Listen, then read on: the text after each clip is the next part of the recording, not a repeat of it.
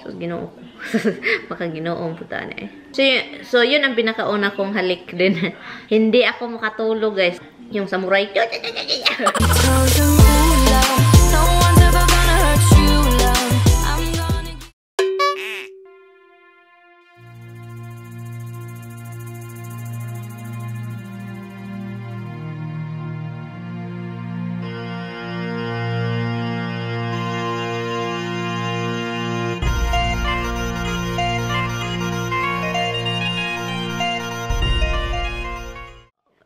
Ano ng oras? 9 o'clock. Tinawagan ako ng asawa ko mga 7. Almost 7. Tinawagan niya ako. Patungo na siya trabaho. Sabi niya, oh, you're still sleeping? I thought you're downstairs because I usually down here already that time. And sabi ko, oh, tulog pa ako. Tinawagan mo ako. Disturbo mo ako. I just let Hubs watch. Well, you know, you see him. He's so good. He doesn't even move where I put him. I did put him on the countertop. Hindi naman siya magalaw, so nanonood lang siya while I'm eating my breakfast. Hello guys, I'm just watching. I'm not vlogging today, but I'm gonna do an insert shout out for tomorrow's video, or maybe. So I'm just gonna do insert shout out today. I'm just doing laundry, guys, and cleaning the floor. Obviously, all the time. It's not gonna change, guys. I'm gonna do a insert shout out to Marites Pira Risa. Hi sis, thank you for watching. Look, Misty. Sa fiancé ni Caroline Malapit, si Arthur Croft from England. Hi! Hi kay Caroline at saka sa imuhang to your fiancé. Shout out kay Julie Luninia. Hi Joy, not Julie, Joy. Hi Joy Luninia. Thank you for watching. Salamat sa inyo na nanonood at saka sa mga silent viewer dyan. Thank you so much. So right now guys, nag-ano lang ako guys. Tignan nyo guys. Naka-ano yung pa ako, nakataas. At saka nag-i-edit ako ng video. At saka yung light, fireplace is on. At saka I'm watching The Talk because I love The Talk show. The Talk. The title of the show is The Talk. Okay, let's vlog for today. It's already late. It's 3:39 ng hapon. Okay. Bahala nag-late, guys. Basta kayo maka-vlog lang, di ba? Kung anong ginagawa ko ngayon. Ito lang naman yung ginagawa ko ngayon, guys. I've just been editing. Now, it's time for me to have the pomelo. And Roxy's outside right now. So, let's have a pomelo. Kasi bumili ako ng 2 pomelo, remember? Pero hindi ko nakain agad kasi naagod-od ako, naagod-od. Nakalimutan ko. So, meron pang isa dun, oh. Hindi pa na-open. Ito. Nilabhan ko yung sapatos, di ba? Hindi siya katulad ng kung labhan talaga yun yung brush na talagang para sa atin ba, yung labhan natin yung ano natin. Hindi talaga ganun kalinis. Pero malinis na. Pero hindi gano. Anyway. No, have your breakfast. She doesn't eat the breakfast. Misty, have breakfast. Go eat you din. Pinaka na-miss ko talaga guys is yung mangga na hilaw at saka santol. At saka tambis. Yun talaga. So, ginoo ko. Baka ginoong puta na eh. Guys, mayroon akong sasabihin sa inyo ba? Kasi iniisip ko nung kahapon ba yun? Yeah, kahapon. Iniisip ko kahapon yun. Yung naisip ko lang ba, kasi parang may nakita akong video na about sa yung mga ex na pinakauna mo talagang boyfriend. So, naisip ko lang ba, kasi napaisip ako tuloy na, ano ba? Like, sino ba talaga yung una kong boyfriend? Naisip ako.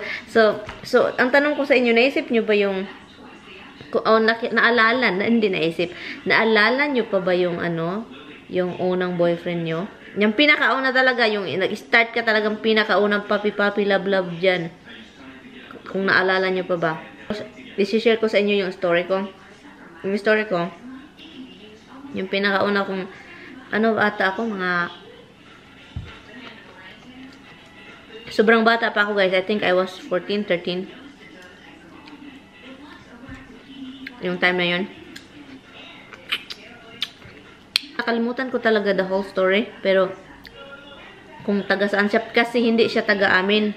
Hindi siya sa probinsya namin. Parang dumalo siya sa relatives niya, sa auntie niya. Parang ganun yung naalala ko. At saka, mapayat-payat. Ang naalala ko, mapayat-payat, mataas. At saka bata pa rin katulad ko. Yung pinakauna ko talagang na naging syota. Hindi ko talaga ma-imagine yung mukha niya, pero ang naalala ko lang talaga mahitsura. Mahitsura siya, parang taga city ata siya. Taga city. Matagal na guys, nagpunta siya sa bukid namin. Hindi sa bukid, talagang bukid. Sa baryo. Parang, binisita niya yung auntie niya. Pero madali lang. Yun talaga ang pinananakawan ko. Hindi ko siya maalala dahil sobrang dali. Mga 2 weeks lang ata. Dahil, yun, nabisita lang. Yun, parang yun lang naalala ko. Yun ang pinakauna ko talagang nakuha na boyfriend ko talaga. Sobrang dali yun. Hindi ko nga maalala yung pangalan, yung mukha niya, ang naalala ko lang yung katawan niya taas at saka mapayat. May pagka-city ang dating. Alam niyo naman, taga-bukid tayo. Taga-bundok.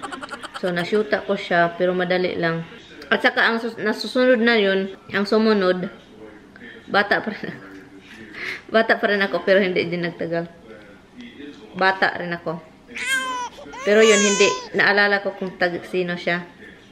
Hindi ko na naalala yung pangalan niya, pero naalala ko yung relative kasi kapitbahay namin. Hindi din taga doon. Mahilig lang talaga magpunta doon yung mga pag-fiesta na pag may basketball, kasi basketball player siya. Bata pa ako. Mga 18 ata ako nga noon, mga 17, 15, yun. Basta bata pa ako. At saka yun lang ang naano ko, siya, cousin siya ng kapitbahay namin. Hindi lang naman malayo sa amin ang lugar nila. Pero hindi siya taga-baryo. So yun ang pinakauna kong halik din. Yung pangalawa. Yung una, hindi nakahalik. Hindi nakahalik kasi sobrang bata ko pa. Parang takot ako takot akong mahawakan. Yung unang halik.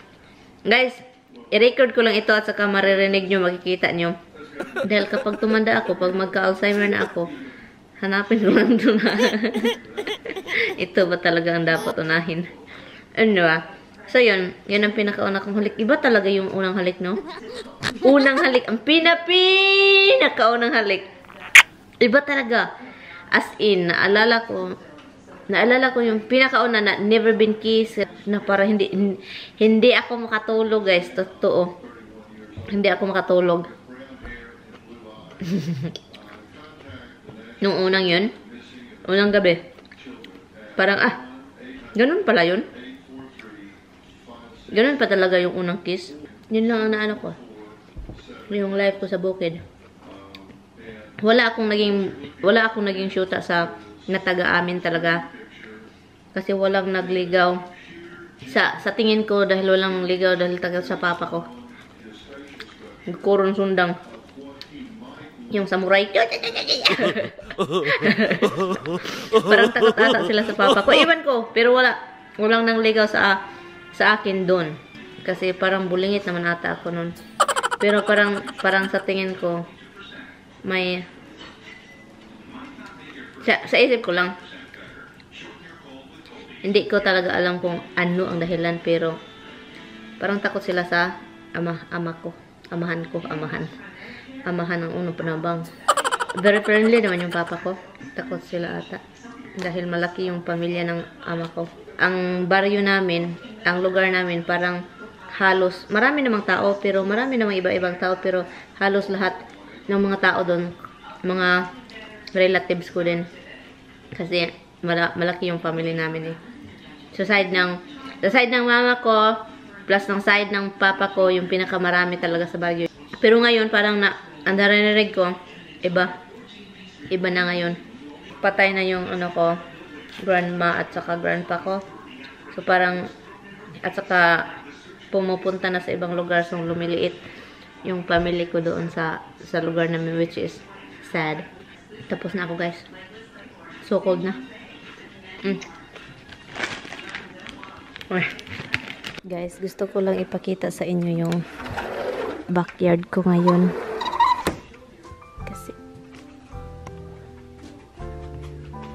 Kasi ito yung backyard ko ngayon. Parang rainbow.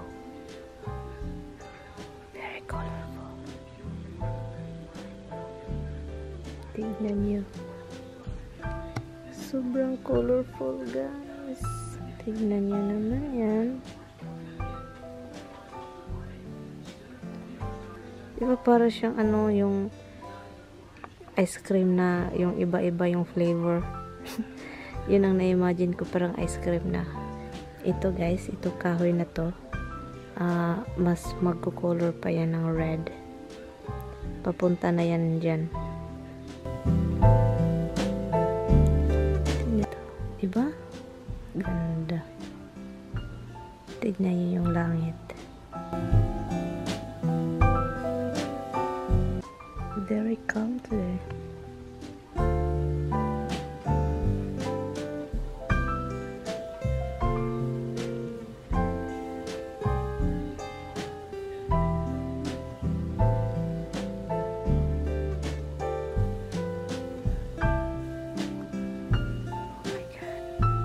Can't imagine. Hi, mates.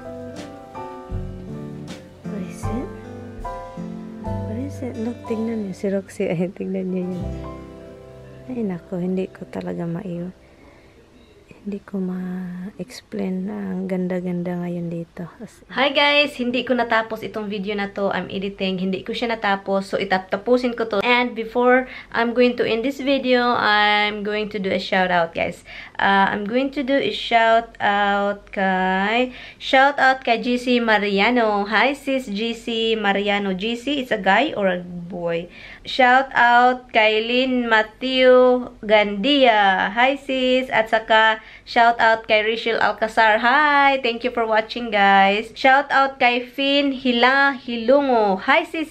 Hi sis Finn. Thank you for watching. And isa-shout out ko si na Juvie P. Paeg. Hi sis. Thank you for watching.